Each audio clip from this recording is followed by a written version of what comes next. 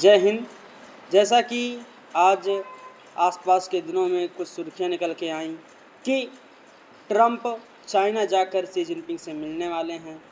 वो मिले, वहां गए और वो कुछ युद्ध के कम करने के बारे में, युद्ध को रोकने के बारे में या सीज फायर के बारे में कुछ बातें करेंगे, कुछ हल निकाला जाएगा। लेकिन अफसोस, ट्रंप के जाने के बाद भी ऐसा कोई हल नहीं निकला। यहाँ तक इन दोनों देशों को एक दूसरे पे भरोसा भी नहीं था।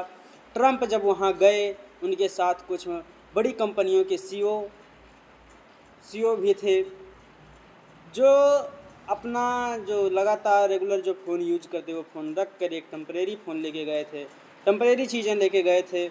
ना कोई लैपटॉप लेके गए अपना पर्सनल, ना कोई, क्योंकि उनको डर था कि चीन उनको हैक कर लेगा और हैक करके उनकी जानकारियां ले सकता है।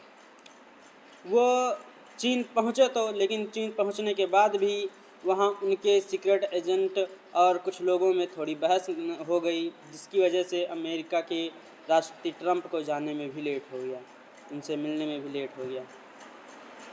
और लौटते लौटते भी वहाँ से जो सामान, जो भी चीज़ें चाइना ने अमेरिका को दिया था, अमेरिका वो कोई भी चीज़ अपने यहाँ नहीं ले गया। इससे यह तात्पर्य निकलता है कि जब तक विश्वास नहीं होता, जब तक दो देशों में विश्वास नहीं होगा, तब तक कोई चीज़ें कैसे तय की जा सकती हैं। जबकि ईरान ने ये कहा कि अगर चाइना हमारे लिए कोई हल निकालता है तो हम उन बातों को मानने के लिए तैयार हैं।